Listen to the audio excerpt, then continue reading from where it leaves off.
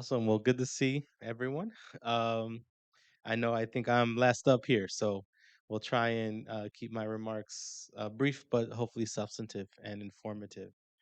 So, as mentioned, my name's Eric. I serve as a senior advisor to the Chancellor of City Colleges of Chicago. We serve Chicago proper and are the city's community college system. We are a set of seven independently accredited colleges representing about 65,000 students on an annual basis. That's approximately 35 to 40% of all students in college in the Chicago area. So we are a significant portion of folks that are pursuing higher education. My role as senior advisor is to support the chancellor, the district's leadership team, and our college presidents, in particular with a focus on economic mobility and really activating an innovative workforce agenda.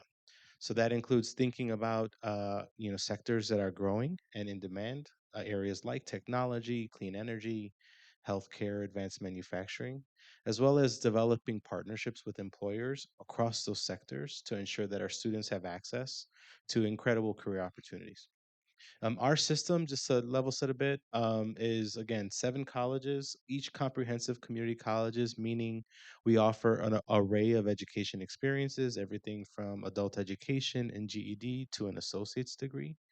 And in particular, our associate's degrees are divided into two tracks. One with a focus on getting folks workforce credentials that can lead to economically mobile careers, and secondarily helping folks transfer to university where they could pursue a bachelor's degree and beyond. In both areas, we lead in terms of integrating stackable credentials into our degree programs, which means in many cases, even if you're on a transfer pathway, aside from being kind of a general liberal arts on a general liberal arts pathway, you're going to earn a certification that's going to help you be more connected to the workforce. If for some reason you had to, you got your associates or you got an advanced cert, prior to making a transfer decision.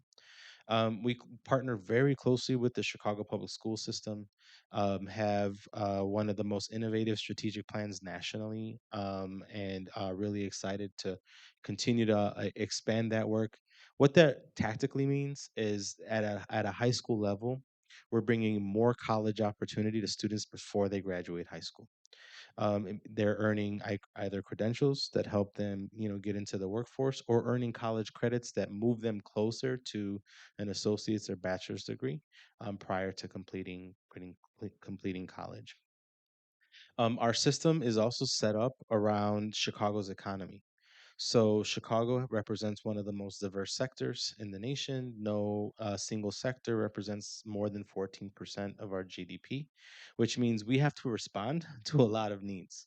So each of our colleges represents a center for excellence aligned to a key sector supporting Chicago's economy. We are here downtown, and our school is Harold Washington, which is in downtown.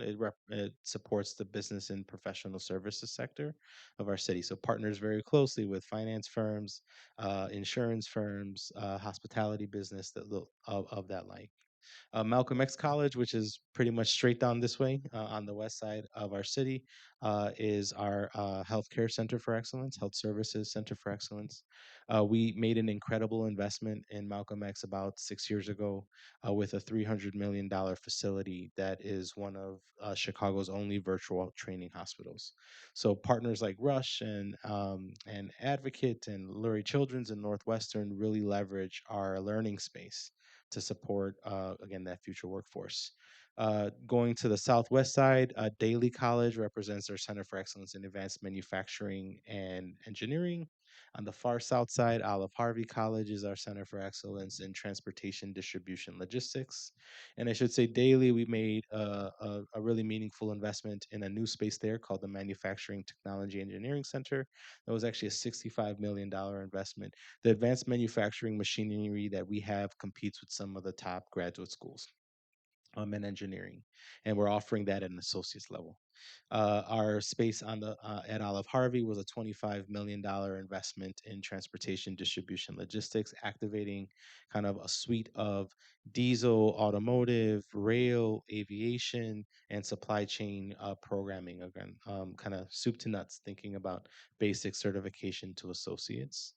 On the south side in Inglewood, not too far from Bronzeville, we have Kennedy King College. There are Center for Excellence in Construction, as well as Culinary Arts. And then coming over north, the northwest side is Wright College, our Center for Excellence in Computer Science and Engineering. And Truman College, which is in Uptown, is our Center for Excellence in Human and Natural Sciences. I say all of those. I missed one in some way. Technology is represented across our system. We actually have a district led Center for Excellence in Technology where we offer degrees in cybersecurity, networking and infrastructure, software development, web development. We're bringing on a new cloud computing program. And part of the reason why the technology work is based out of the district and available everywhere is because technology is needed everywhere. And so it's less capital intensive. You don't have to build a $300 million facility to train folks in, cutting edge technology skills. But I say all of those sectors to know kind of give a reference point to where some of our clean energy work is emerging, and I know that's what we're here to talk about today. This sector, very similarly to the technology sector, is intersecting across many other areas. And as a system, we had to think through, so where and how are we going to operationalize building a workforce that's relevant to the clean energy environment, as well as really think about tapping our our capabilities and our assets in order to evolve with the sector. It's an evolve. It is a growing and evolving sector. So today I'm going to talk a little bit about how we at City Colleges are preparing for a clean energy future, and that's more specifically on the side of workforce development. There's a number of things that other people in our system would be able to talk about in terms of how we are adapting our facilities and trying to create a cleaner footprint for the system. But a big part of our and that's all important and critical work, and we're really proud of those goals. But at the same time, a big part of our value proposition is really making sure that diverse Chicagoans in particular are accessing our work. The last thing I'll say, kind of context wise, is I mentioned we represent about 40% of students in higher education here in Chicago. 85% of those students are Black, Latinx, and Asian. So we are the most diverse system of higher education in our state as well as in Chicago. Um, and so that's something we take obviously very seriously as well. We are an avenue and really the avenue to economic mobility for our city's most diverse communities. So that being said, just to kind of level set again, I have an appreciation for the expertise in this room, but I'll just say a big part of our agenda started about 2 years ago, just as the CEJA legislation was passed here in Illinois. And as context, CEJA is the Climate and Equitable Jobs Act. It was transformational legislation. It sought to put Illinois on a path to 100% clean energy by 2050. It includes, a series of financial investments around incentives for renewable energy. It accelerates EV adoption. It creates statewide clean energy workforce training, and it looks to equitably support communities facing energy transitions. CEJA prioritized a set number of roles, and it was kind of that labor analysis and data that we use to think about how would we start to organize and again tap our colleges to lead in training. So a lot of things that came up in that process were HVAC building efficiency, solar photovoltaic systems, wind turbine technician work, automotive and EV technician efforts, along with infrastructure installation, construction and building inspection, energy auditor, and energy efficiency and weatherization as kind of primary areas where if people got trained in an accelerated fashion, we'd be able to not only meet all of the other incentive and business goals that CEJA is building, but we'd be able to connect people very quickly to mobile career opportunities. In a room like this, I would always ask the question back, like, Is that stuff right? We as city colleges partner very closely with the employer community to make sure that what's being what the labor data is representing is an actual reality for companies. And sometimes there's a disconnect between the lag that you see in BLS information and what companies are actively facing and hiring for. But this has kind of been our general roadmap for how we would think about, again, structuring programs. The other thing that was really key for us as we started to think about our strategy was who's already doing work in the space, which partners are thinking about energy and workforce development, and how can we align ourselves with them to move more quickly. So just as kind of a way of giving folks a heads up on folks that are pretty active from a workforce standpoint in Illinois. Elevate Energy is a nonprofit. They are a national nonprofit, but have a significant body of work here in Illinois. They are a leader in really advancing a number of energy initiatives with federal grants, and we're a key part of the authoring of the CEJA legislation. So have a great sense of where the state is trying to go, and they actually function as an advisor to us, helping us think through a number of partnership and programming strategy efforts. The Illinois Community College Board, of course, is represents the entire state's community college system. We in Illinois are actually the third slash fourth largest community college system nationally. We're typically right in line with New York, Los Angeles, and Houston. It's kind of us four, and we teeter between three and four. They were integrated very explicitly into the CEJA legislation to receive resources to again propel how community colleges activate training and education efforts. And so, really staying, lock in step with them in different ways has become an important part of our strategy. The Illinois Green Economy Network is a network of community colleges, so a subset of the ICCB that really focuses on activating common curriculum, thinking through working collectively with employers to support regional workforce efforts. And so, like strengthening our ties there and getting to a sense of how they were working was important. And then there are a few others, including some work anchored by the University of Illinois system, the Illinois Innovation Network. So that was kind of our landscape. We got to, giving again a picture. Like there's legislation that's driving how we think about developing the training, and then there's partners that we've got to keep working with.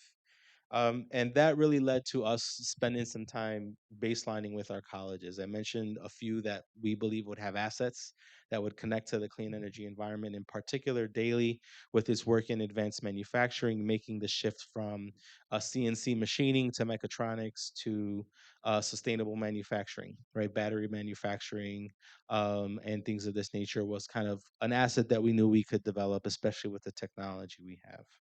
Kennedy King with its work in construction, as well as its affinity with the trades, as well as programming in HVAC. We knew we could really step into the building efficiency and building upgrade space, for helping create a workforce that supports cleaner footprints.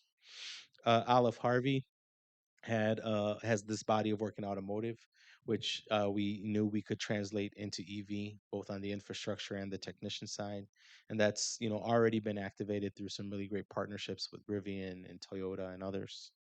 And then Wright College, in particular, with its focus on computer science and its bridge to engineering work, was one critical to thinking about how folks were going into again the non-computer science pieces of engineering, electrical engineering, mechanical engineering, so on and so forth.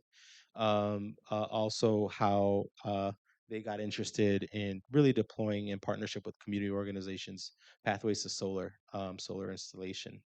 And so that was kind of a baseline that we set, and after that, we stood up an internal group to really think about how do we bring our work together. Because, as a large system, as independent colleges, sometimes, someone has an idea at this campus and someone has an idea at that campus and they kind of run off.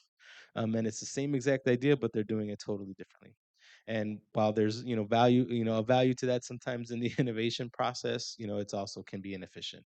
So we structured a clean energy roundtable that represented these colleges in particular to make sure we could create a singular North Star, and it's led to some really incredible accomplishments.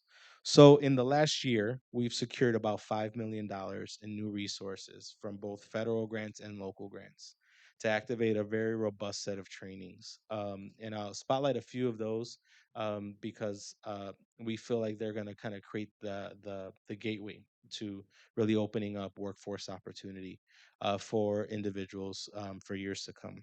So one was we worked with the Department of Energy and secured an industrial training assessment center grant. This was actually a partnership with the Illinois Community College Board. There's 5 community colleges statewide.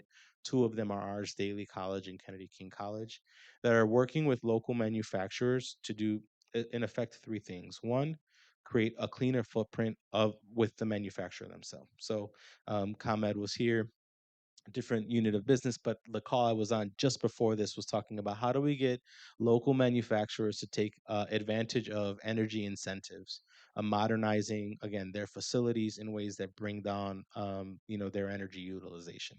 So piece one is really preparing a workforce that can work with local manufacturers and assess and help them migrate new technology on into their facility. The second piece is product. How can manufacturers, replace 30-year-old machines with, new machinery that will reduce not only that will again increase their efficiency and effectiveness, it will reduce their costs and utilization of energy, and importantly, uh, grow the manufacturing environment so they are now able to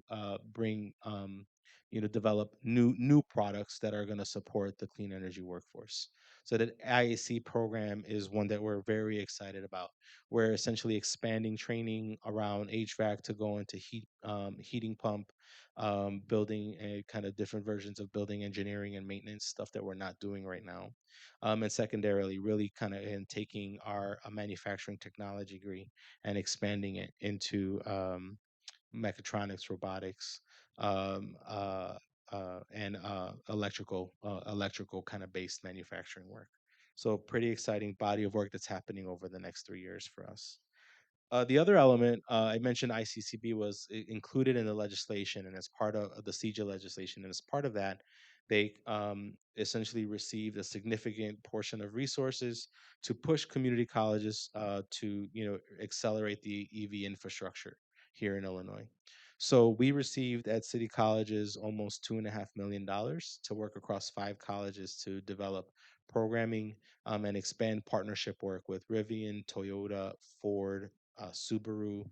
Um, there's one more I'm forgetting, but oh, Tesla, oh, of course, and essentially, really develop a pathway to electric vehicle maintenance, along with partnering with the IBEW to deploy and install charging stations across the Chicago region. So both on the infrastructure side, plus making sure that the vehicles are being taken care of, and we have this incredible base. Not only do we already have an apprenticeship, a partnership with the IBEW, kind of creating kind of an EV specialization through that partnership is an incredible opportunity. But we have an amazing set of automotive programs across 3 of our colleges actually, and now expanding that into hybrid and EV technician work is I think a way for us to help prepare for the future of automotive. The other part of the rev up work that's particularly exciting is really exploring and thinking through vehicle electrification and heavy duty. So partners like Lion Electric and Amazon in particular, they're deploying larger buses or larger vehicles that they want to be on an EV platform.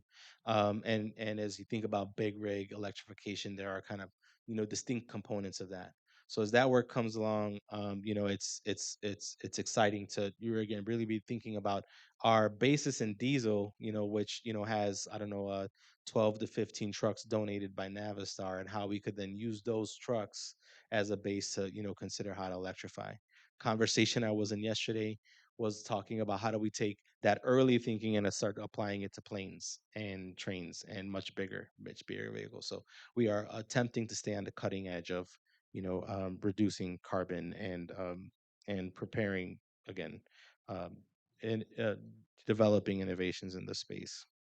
And the last piece that I'll mention is very specific to CEJA, and that is DCO, the Illinois Department of Commerce and Economic Opportunity, rolled out a series of workforce hubs across the state. And these hubs were really meant to be aggregators for people accessing training and opportunities to plug into the EV environment or to the energy environment.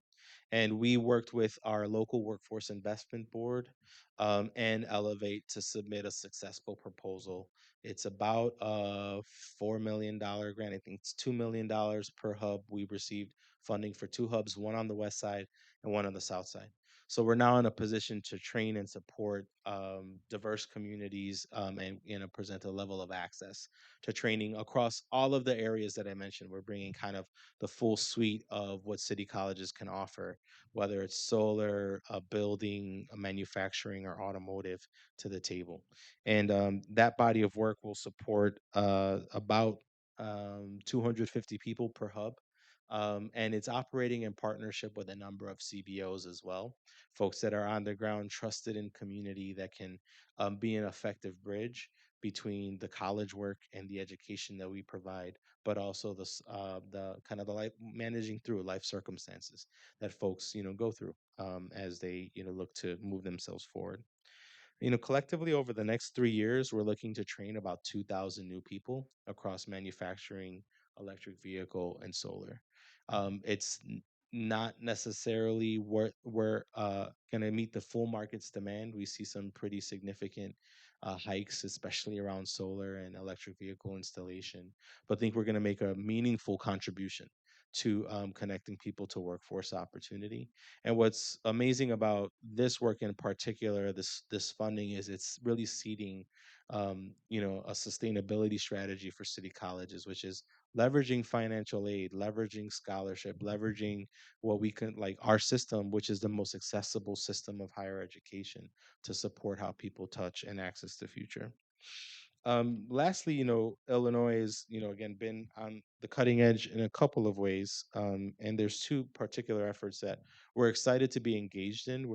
You're not tactically leading in the same way, but, on the horizon is a growing body of work in hydrogen and hydrogen product development. And so Mach H2 was a regional collaboration. I think it's three states that are all kind of focused in on access. It's like $1 billion investment, I think, from the EDA that's kind of pushing the development of clean hydrogen and hydrogen utilization. We at City Colleges were the only community college system named as a partner to support training of individuals from a supply chain, so like transporting the hydrogen, to also really thinking about kind of the science and the kind of the handling of hydrogen, and we're excited about that work as it will evolve. And then Current is an organization here that's really focused in on water innovation, and they were the recipient of a $100+ million NSF engine grant. And we are also kind of at the table there, really thinking about the future of water, the water economy, and kind of the workforce associated with water testing, water research, and water management, which is obviously incredibly important to our city. So we're excited about the ability to collaborate. And what I'd say to you all, if you represent an employer or startup or anywhere in between, is that we at City Colleges like value being in front of opportunity. And even if the jobs aren't here today, if they're going to be here in 2 years, we got to get ready now. And that means preparing the workforce now. And so we welcome being in conversation and in collaboration with you as you explore this work in your own space.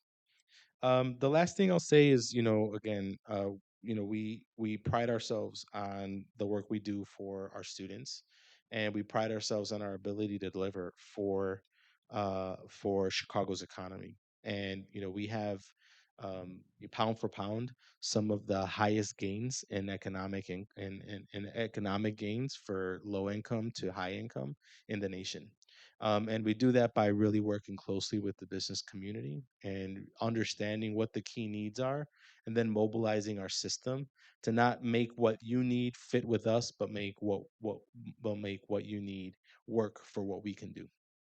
And so, as I finish up here, and as you all leave today, if you're thinking about workforce, you're thinking about kind of the next steps in your kind of local talent pool, know that we are in a position to be a support. And even if some of the areas of focus I've mentioned here aren't explicitly relevant to what you're doing, we've got the ability to create and innovate and work with you to make sure that that you're accessing the talent you need, and that folks that want those jobs that will be secure and be that they're able to support their family with, that they've got the access to them.